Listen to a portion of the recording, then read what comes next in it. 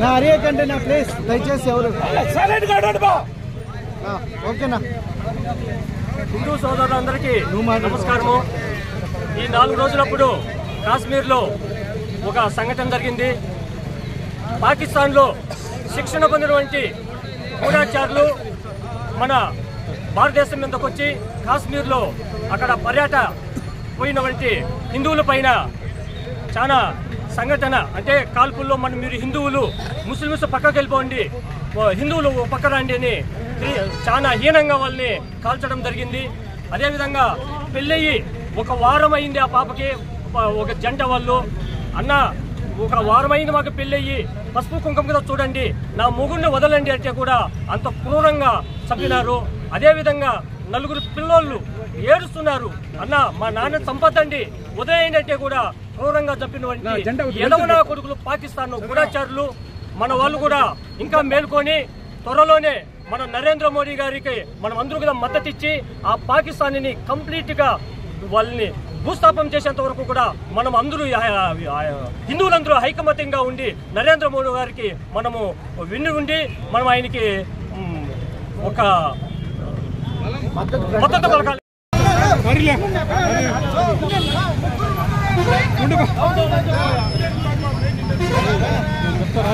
భానుగడ first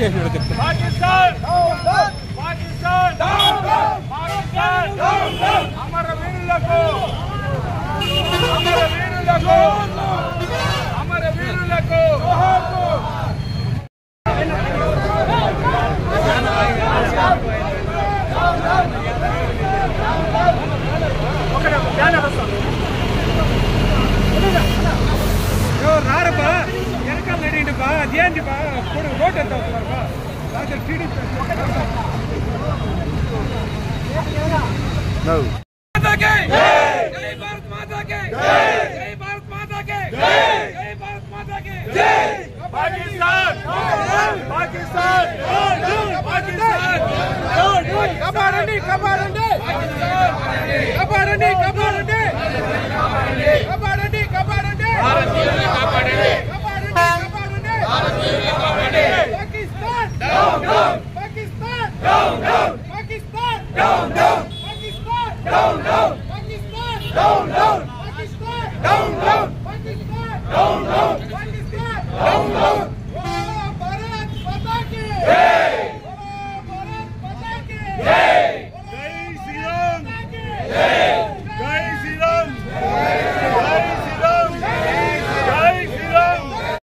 జరిగినటువంటి చర్య చాలా హేయమైనటువంటిది.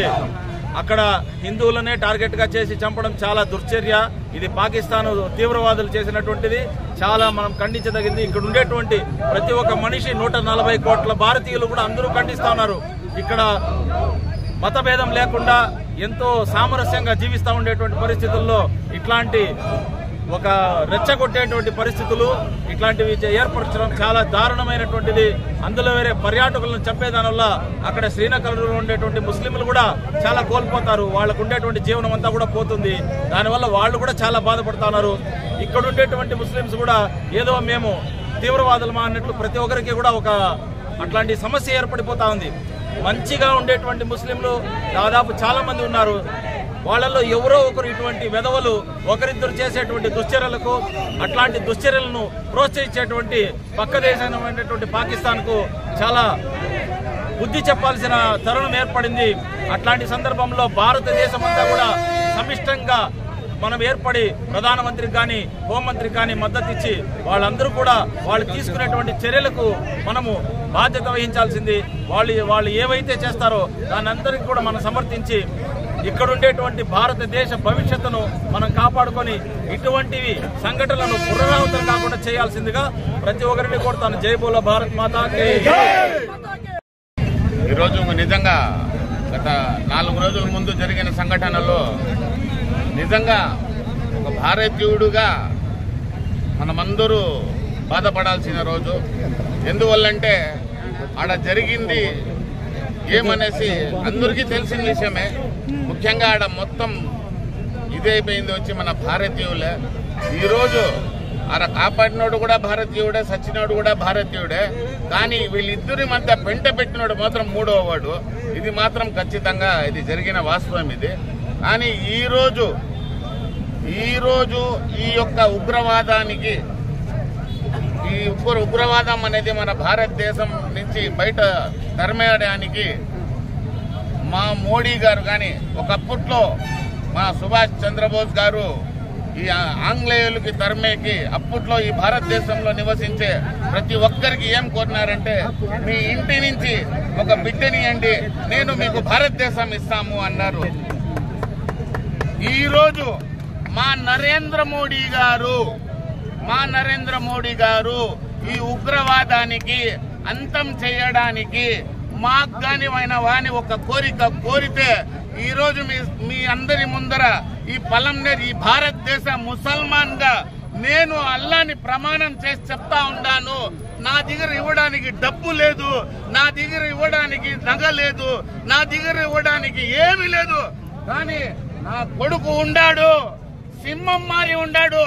వీడికి నా దేశం కోసము వీడికి బార్డర్కి పంపిస్తాను.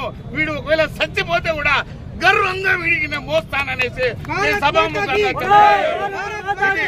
ఎందుకంటే ఇది నా దేశం, ఈడ ఉండేది నా అన్న, నా తమ్ముడు, నా మామ, నా బామర్ది. ఇది మా కుటుంబ విషయం. మేము మా కుటుంబంలో కొట్లాడుకుంటాం, మేము మా కుటుంబంలో కొట్టుకుంటాం, మేము మా కుటుంబంలో ఏడ్చమాడుకుంటాం. కానీ అదే మా కుటుంబంలో ఎవడైనా 3వ వాడు కానీ అడుగు పెడితే నా తల్లి సాధ్యంగా వాడికైతే ఎదురేసి నరికే తీరుతాం. దాని తర్వాత ఈ మట్టిలోనే పోతామనేసి మీ అందరి ముందర నేను మాటిస్తా ఉంటా.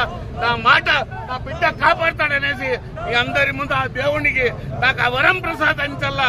మా నరేంద్ర మోడీకి ఈ విషయంలో మేము 100కి 100 పాళ్ళు మేము నిలబడతామనేసి మీ అందరి ముందర నేను 2 చేతులెత్తి మొక్కి నేను చెప్తాను.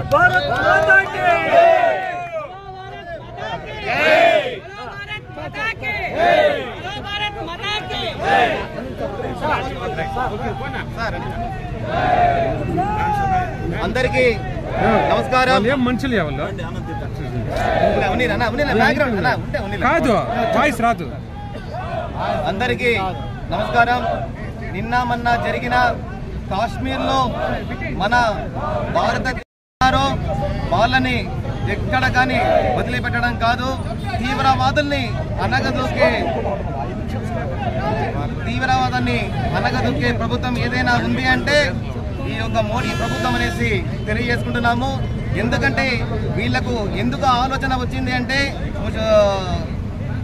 తీవ్రవాదులకి మన భారతదేశంలో హిందువులు ముస్లింలు కలిసిమెలిసి ఉంటారు, వీళ్ళని ఏదో ఒక విధంగా ఎక్కడో ఒక చోట వీళ్ళని ఇబ్బంది పెట్టాలి అంటే ఏదో ఒక చెయ్యాలి అనేసి ఒక ఉద్దేశంతోనే ఇలాంటి కార్యక్రమము చేశారు. ఎందుకంటే గతంలో చూసినా కూడా మొన్న జరిగిన పుష్కరాల్లో చూస్తే దాదాపు 50,000 కోట్ల మంది పుష్కరంలో వెళ్ళడం జరిగింది ప్రయోగరాజ్కి. అదేవిధంగా కాబట్టి ఇవన్నీ ఏం హిందువులు ఇంత ఐక్యతంగా ఉన్నారే అనే ఉద్దేశంతో వీళ్ళకి ఏదో ఒకటి చిచ్చు పెట్టాలా అనే ఉద్దేశంతోనే వాళ్ళు ఈ రోజు ఏదో మనసులో పెట్టుకొని భారతదేశంలో అన్ని కులాలు అన్ని మతాలు సమానంగా ఉంటాయి, భిన్నత్వంలో ఏకత్వంగా ఉండే భారతదేశాన్ని చిన్నాభిన్నంగా చేయాలనే ఉద్దేశంతోనే వాళ్ళు ఇలాంటి కార్యక్రమానికి పూనుకున్నారు. అయినా వాళ్ళకు ఒకటే చెప్తున్నాం, ఎవరైతే మా భారతీయుల మీద చేపెట్టారో, ఎవరైతే మా భారతీయులని చంపివేశారో వాళ్ళని వాళ్ళ వెనకాల ఉన్న ఏ దేశం ఉన్నా కూడా వాళ్ళని మొత్తము మట్టి కలుసుకొని పోతానని తెలియజేసుకుంటున్నాము. అంతేకాకుండా 2-3 రోజుల్లోనే ఆ యొక్క దేశాన్ని ఏ విధంగా బుద్ధి చెప్పాలో మనమందరూ మన కేంద్ర ప్రభుత్వము బుద్ధి చెప్తుందనేసి, అదే విధంగా అవసరమైతే ప్రతి ఒక్కరూ మనం వెళ్ళి ఆ యొక్క యుద్ధంలో ప్రతి ఒక్కరు పాల్గొంటామనేసి కూడా తెలియజేసుకుంటున్నాం. జై హింద్, జై జన్మభూమి.